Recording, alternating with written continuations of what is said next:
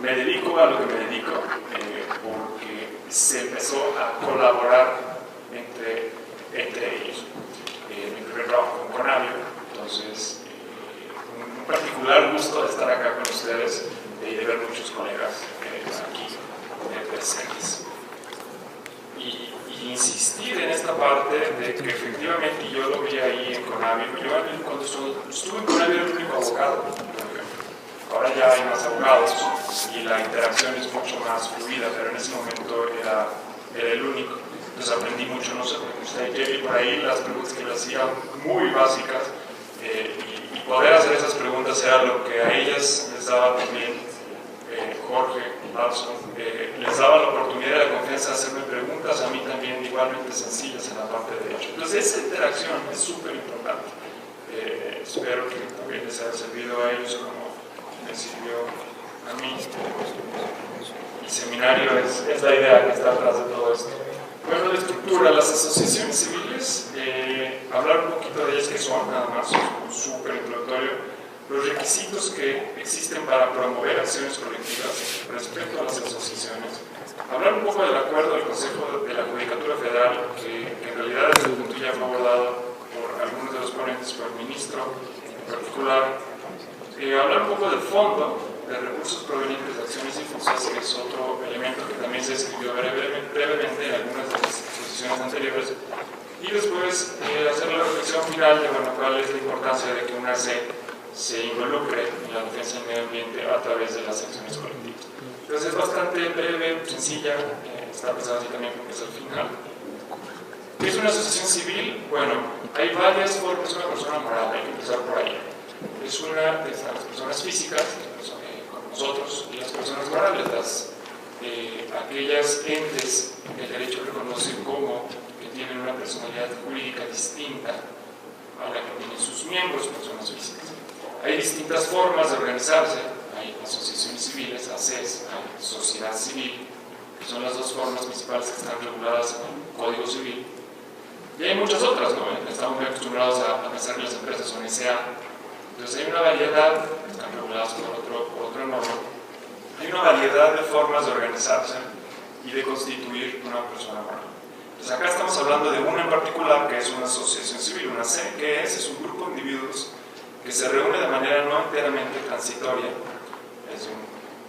para la realización de un fin en común que no esté prohibido por la ley y que no sea con fines de lucro. El código habla específicamente de fin preponderantemente económico sin especulación comercial. Entonces, más o menos, para ponerlo un poco más sencillo, es sin fines de lucro. Una AC. Entonces, tiene que tener esta característica. No puede ser una SA legitimada. Luego, ¿cómo se constituye? Y esto es una súper simplificación, hay muchos más pasos administrativos y ante otras autoridades, pero básicamente cuando uno va a hablar de queremos hacer una asociación, los dos pasos básicos será ir con un notario para que la constituya y dos, inscribirla en el registro público de la propiedad, en el apartado de personas morales. Entonces, básicamente nada más para entender de qué tipo de persona estamos hablando cuando se dice que una C es la que puede iniciar una acción colectiva. Después, ¿cómo funciona una C? Es nada más otra vez reglas muy generales, pero para entender que es una persona moral con personalidad jurídica y patrimonio propio distinto al de los integrantes. Entonces, eso significa, por ejemplo, lo del patrimonio, que si lo vemos desde ese punto de vista en el 4, dice el patrimonio de la AC solamente puede ser el que sea afectado en relaciones con terceros. Volviendo al 2, se requiere la concurrencia de voluntades de los asociados para cumplir con su objeto o fin. Requiere de esas personas físicas, requiere la voluntad de los miembros para poder funcionar. Luego, las AC se rigen por sus estatutos, los cuales se deben inscribir en el registro público. Entonces, eso es lo que dice que puede hacer la sociedad, es lo más importante. Y de los estatutos, lo más importante es el objeto social. y es algo que es uno de los requisitos que tenga ciertas características para iniciar las acciones colectivas. Luego, las AC actúan por medio de sus órganos, entonces las personas físicas constituyen órganos dentro de la misma AC. El órgano supremo es la Asamblea General, es la que toma las decisiones más importantes, por ejemplo, de disolver la asociación, en fin. Y algo importante que viene a colación también, y puede ser una obviedad, pero viene a colación también con uno de los puntos que se ha discutido respecto al requisito que el Consejo de la Judicatura Federal está exigiendo, que es la reflexión de sola. Se requiere más de una sociedad, y esto es, técnicamente se dice, no hay sociedades unimembres o asociaciones unimembres. No puedo yo ir y yo solito constituir con el notario una sociedad en la que, ¿cuáles son los miembros? Yo, nada más. Se requiere que sean dos, por lo menos. Pero es el mínimo, o sea, es un mínimo y no hay otro límite. Y esto viene a colación por el número 30 que decíamos que indebidamente, probablemente se les está exigiendo a las AC en su constitución. Entonces, habiendo puesto estas ideas muy generales sobre las asociaciones civiles, es entrar a qué requisitos aplican a las ACs para que puedan iniciar una acción colectiva. Bueno, uno es estar, luego entonces lo que decíamos, establecida como asociación civil sin fines de lucro, haberse constituido al menos un año antes de presentar la acción colectiva, incluir en su objeto social, y esto es lo que les decía, es lo que aparece en los estatutos, es el, como si quiere verlo también, es el acta constitutiva que le entrega uno al notario. Vienen ahí los estatutos, dentro de los estatutos de los primeros artículos suele ser el objeto social, y es donde dice a qué se va a dedicar la AC. Entonces, dentro de ese objeto social tiene que venir explícitamente la promoción o defensa del medio ambiente. Luego, cumplir con los demás requisitos, esto es un grupo de requisitos establecidos en el Código Federal de Procedimientos Civiles. Estos son requisitos para iniciar una acción colectiva. Hay otros requisitos, si volteamos algunos de ellos se van a empezar a repetir y van a empezar a hacer referencia unos a otros. ¿Qué incluye esos demás requisitos? El registro ante el Consejo de la Judicatura Federal, una serie de obligaciones continuas y una serie de obligaciones de la representación. El único que no voy a comentar ahora, porque no era propiamente de la AC, sino de la representación de la misma, y que aplica además a la representación de otras colectividades, eran las obligaciones de representación, que entonces ya Fernando platicó un poco sobre que tiene que ser una representación adecuada y los criterios que están ahí para definirlo. Entonces yo voy a nada más ahorita entrar en dentro de esos demás requisitos, cuáles son registro y obligaciones. Entonces están estos dos grupos. Dentro del grupo de registro, y aquí es donde les comentaba, empieza a haber unas referencias medio circulares, en el sentido de que tienen que presentarse los estatutos de la asociación y que cumplan los términos que se establecen correctos. Entonces ya una referencia a un dato circular. Tener al menos un año es una referencia circular. Acreditar que ha realizado actividades inherentes al cumplimiento de su objeto social, esto ya es hacia el futuro. Una vez que ya está registrada, esto se entiende más en el sentido de voy a revisar que en las renovaciones que se hagan anuales has cumplido con lo que dices que te vas a dedicar. Entonces, ¿cómo opera esa renovación del registro? Se tiene que presentar un informe anual de operación en abril y se tiene que mantener actualizada la información del mismo. Hay creo que por ejemplo al rato en un punto en particular, que es el siguiente. El registro es lo que decía, por ejemplo, si hablo uno del año, el año es tanto para registrarse como para iniciar una acción colectiva. Hay un artículo transitorio que dice que el año no aplicará sino hasta después de un año que haya entrado. Este requisito no se exigirá sino hasta después de un año de que entre en vigor estas reformas al Código de Procedimientos Civiles. Entonces, si este código entró en vigor en marzo, el 1 de marzo del 2012, estamos hablando que hasta el 1 de marzo del 2013 es que este requisito se les va a exigir se les debería exigir a las ACES para el registro exclusivamente, pero para el momento que quieran iniciar una acción colectiva, ahí les van a pedir el año. Entonces es un tanto extraño, un tanto absurdo que se haya hecho de esta manera, que se haya repetido el requisito y hayan puesto una regla diferente. Después, tenemos el grupo de obligaciones continuas, que son evitar que los asociados, socios o representantes estén en una situación de conflicto de interés. Y eso, bueno, es un concepto que más o menos todos deberíamos tener bastante claro, pero significa que si yo trabajo para la empresa que va a ser demandada, pues yo no puedo ser parte del ACE que va a ir a atacarlo. Eso es muy frontal, muy obvio. Puede haber unos escenarios un poco más sutiles, que haya trabajado yo antes para esa empresa. En fin, hay una serie de grados ahí. Y el criterio es solamente si hay conflicto de interés, más específicamente cómo se va a distinguir esos grados en nuestra motivación. Después, dedicarse a actividades compatibles con su objeto social, es algo que ya se retomaba en la parte de renovación, que efectivamente, y aquí es una parte, y se van reflejando en todo esto, ciertos visos de los temores de los que hablaban varios ponentes en la mañana, de tratar de que estas ACES, a las que se les va a dar una gran facultad de iniciar acciones colectivas que pueden tener un gran impacto, es el temor de que haya excesos, ¿no? Entonces, es asegurarte que si dices que te vas a constituir, y sobre todo con este propósito, como ya las hay, ¿no? O sea, ya veíamos acciones colectivas ACE, por ejemplo, es una ACE bueno, constituir específicamente para esto. Entonces, si ese va a ser el caso, que sí se dedican a eso y no se convierte en una figura que después puede usar para otro fin. Y por último, bueno, conducirse con diligencia, probidad y con estricto apego a la ley. De nuevo, los criterios de cómo no es diligente, pues eso no está muy claro. Cómo no hay probidad, tampoco. Estricto apego a la ley, ese sí está un poco más claro. Y bueno, esos son los requisitos que debe cumplir una C. Les explicaba tanto para hacer el registro como para iniciar una acción colectiva. Después, la reflexión sobre el acuerdo del Consejo de la Judicatura Federal, que ya mencionaba el ministro, viene a colación no solamente porque establece la manera en cómo se va a llevar a cabo ese registro y cómo se va a operar el fondo.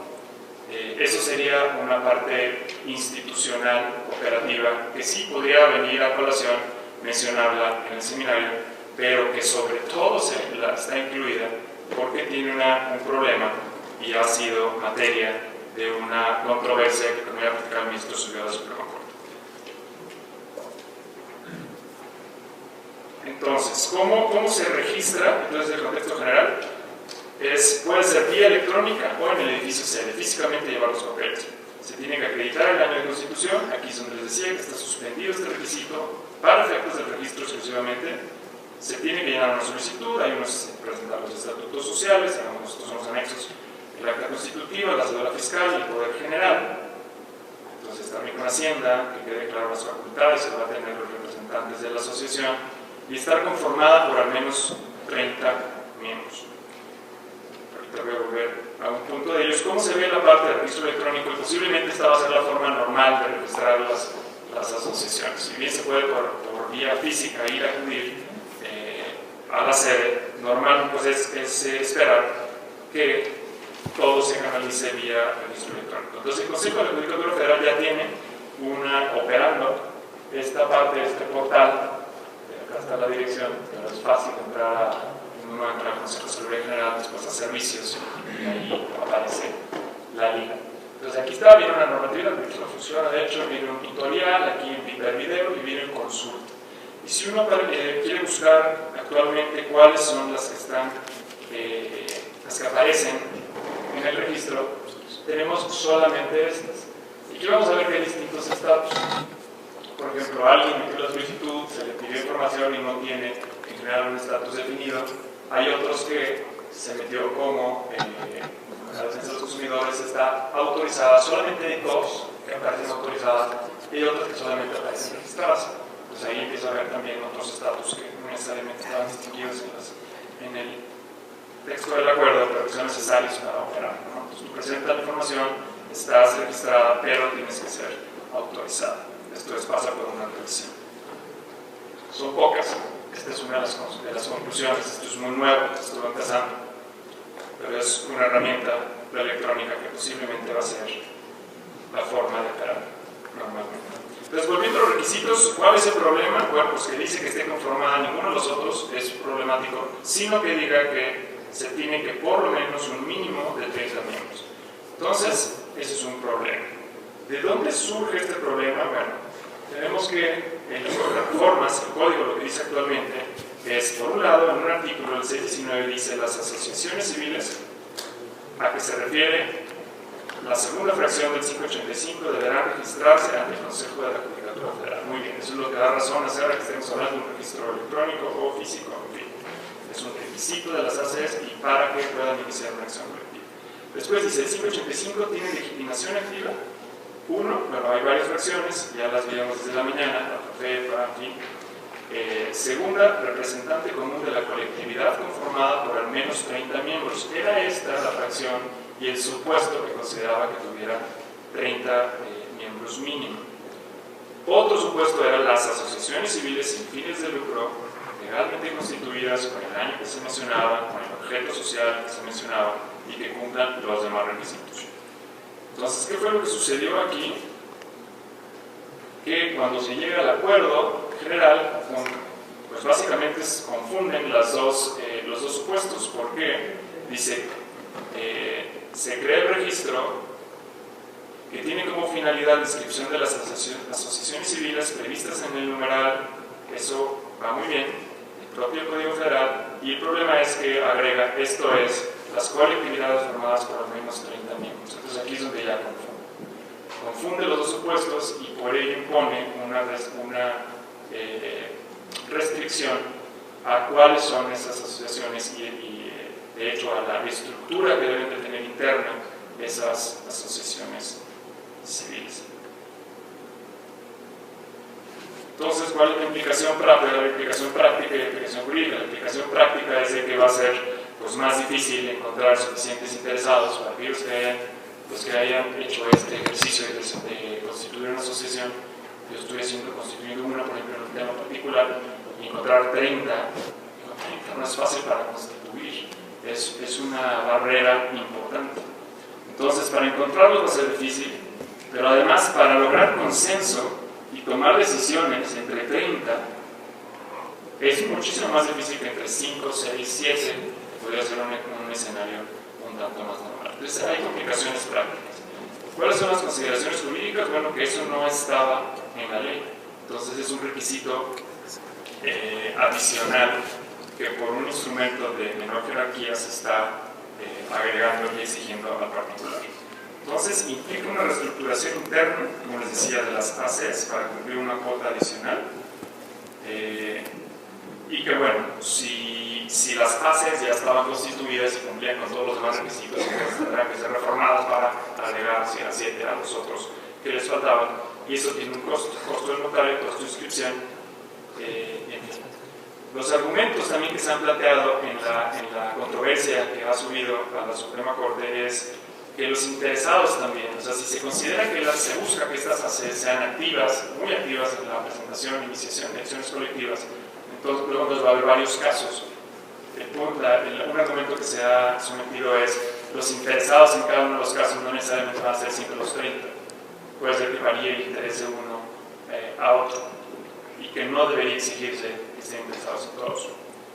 Luego, los miembros de la colectividad afectada no corresponden con los asociados de la ACE y se impide el registro de las ACE, que al menos es el efecto más importante.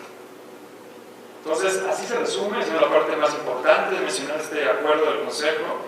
Seguramente va a ser un punto que no va a permanecer en el sistema actualmente, de cualquier forma. Si uno voltea a ver el registro actual y se mete uno a ver, no sé, vinculaciones colectivas de Sinaloa, le pica uno acá a ver detalle y salen 30 miembros, ¿no? O sea, todos tienen que cumplir. Entonces, eso va a cambiar, seguramente. Y bueno, volviendo acá, el punto del fondo. Hay un fondo que se constituye a partir de la sentencia que se pronuncia en uno de los casos de las acciones colectivas, que es el caso de las acciones difusas.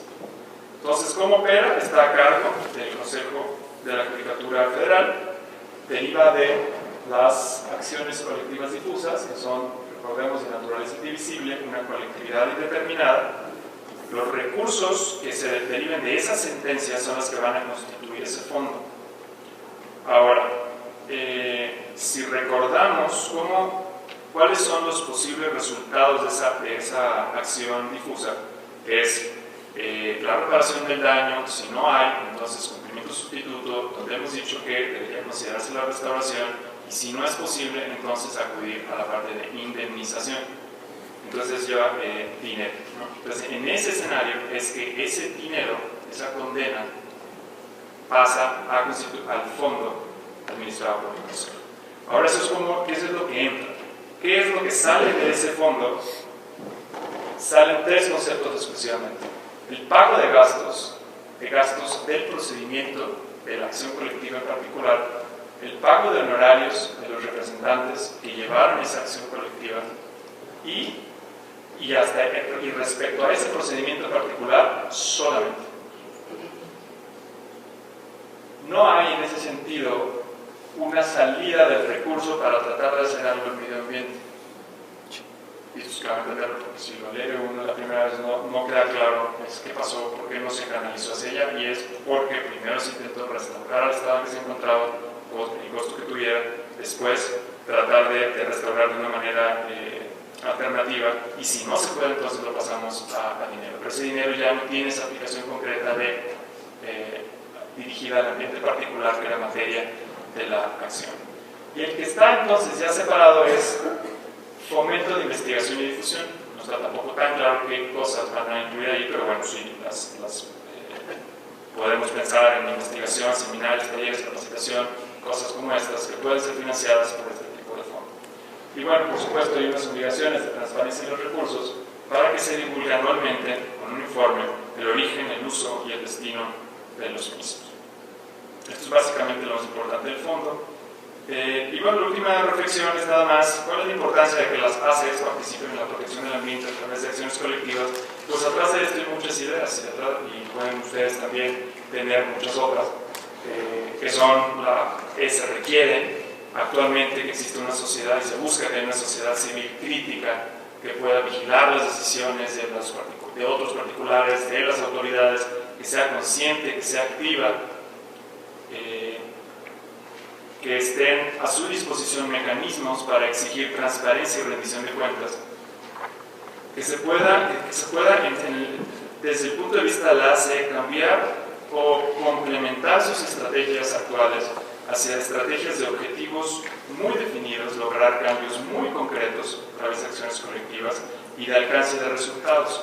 Es importante este tipo de acciones colectivas porque, sobre todo también, por supuesto, van a tener un efecto práctico, concreto, en el caso particular, en el ambiente en el que están dirigidas, el daño al ambiente al que están dirigidas, el alcance que pueden tener respecto a los sujetos, en fin, pero también porque generan precedentes. Entonces, es importante cambiar esa parte. En la mañana insistía yo en no caer en el temor de la judicialización de las materias, de las distintas materias, la salud, en fin, donde se están creando nuevas oportunidades. Es importante no tenerle ese miedo y entrarle algo a lo que además muchas organizaciones, platicando la mañana, por ejemplo, con SEMNA, muchas ya están acostumbradas a hacer litigio estratégico, a tomar decisiones legales en distintos ámbitos, distintas herramientas. Y por último es el concepto de devolución de responsabilidades a los ciudadanos. ¿Y por qué devolución? En el sentido de concebir el Estado como el repositorio del poder que le da el pueblo, ¿no? Entonces, el pueblo le da el poder al Estado y entonces es devolver la responsabilidad a los ciudadanos, que viene también de la mano de una idea de empoderamiento, ¿no? Que también habrán podido ustedes estar familiarizados con esta idea. Entonces, básicamente esta presentación era la más sencilla de todas, la más corta. Y por último, quería nada más hacer una reflexión adicional, que en su momento platicábamos entre los paréntesis y pareció pertinente, ya relacionada con los requisitos de las ACES, pero importante de todas maneras. Yo estoy muy familiarizado con el área de biodiversidad, en ese sentido, con el convenio de diversidad biológica, de biodiversidad. Y lo importante aquí, la reflexión, es que a la luz del artículo primero, de las reformas del artículo primero constitucional, en las que se habla de los tratados internacionales y de los derechos humanos, el impacto que puede tener estas dos cosas, el control de convencionalidad, en fin, el rol que los tratados internacionales van a tener en el sistema jurídico mexicano, lleva a concluir, en el contexto, además de los derechos humanos, lleva a concluir que, si bien estas reformas al Código de Procedimientos Civiles hablan de ámbito federal, ámbito estatal, legislación, y en esos términos, entonces pareciera que estamos hablando solamente de leyes o normas nacionales.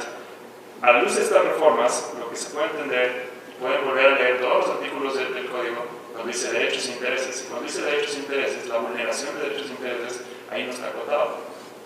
Y aunque estuviera acotado, de todas maneras, por jerarquía, puede entenderse que los derechos y los intereses que estuvieran protegidos por un convenio, por un tratado internacional, luego entonces podrían disparar una acción colectiva. Eso no está resuelto, no es lo que dice, pero es una vía que muy posiblemente va a ser explorada. Entonces, bueno, esto es en el ámbito, del tipo de cosas en materia ambiental que yo me dedico, que hay un convenio de diversidad biológica, de él derivan dos protocolos, protocolo de Cartagena sobre seguridad de la biotecnología, y hay otro mucho más reciente, protocolo de Nagoya sobre acceso a recursos genéticos. Y acá, bueno, por ejemplo, el CBD es interesante porque trae toda una serie de reflexiones sobre derechos colectivos, sobre derechos de las comunidades indígenas, sobre la distribución de los recursos en preguntas complicadas en términos de dónde está el recurso, a quién pertenece el recurso, la naturaleza de ese recurso, puede estar en varios lugares, en fin. Hay un tercer protocolo, o sea, está el convenio, y de ahí es el convenio papá, surge un protocolo de Cartagena de seguridad, y de ese protocolo sale otro protocolo sobre responsabilidad. Ese protocolo de responsabilidad es importante porque, por ejemplo, entre otras cosas, se refiere a la bioseguridad, se refiere a los transgénicos, a toda esta parte. Es ambiental en la medida que también un componente de salud, en la medida que deriva del convenio de diversidad biológica, pero tiene una definición de daño, ambiental. México ya firmó y ratificó este protocolo, no ha entrado en vigor a nivel internacional, porque falta un número de ratificaciones a nivel internacional que tienen que ser depositadas. Contiene además una obligación que dice que la parte, el Estado que es parte de este protocolo, de este tratado internacional, tiene que tener un sistema eficiente y efectivo de responsabilidad ambiental. Entonces, por ahí ya empieza a haber obligaciones muy particulares que, si esto entra en vigor, podrían analizarse a la luz de una acción colectiva, y si todavía no se ha desarrollado, y bueno, ya tenemos la reforma constitucional al cuarto, que también establece que el principio de responsabilidad ambiental, de manera que combinando estos elementos podríamos concluir que en algunos de estos casos ya tenemos tres instrumentos en los que podríamos jalar derechos, jalar intereses y plantear cosas interesantes en el marco jurídico de esos recursos.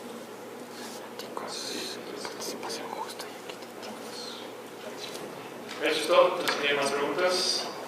Gracias.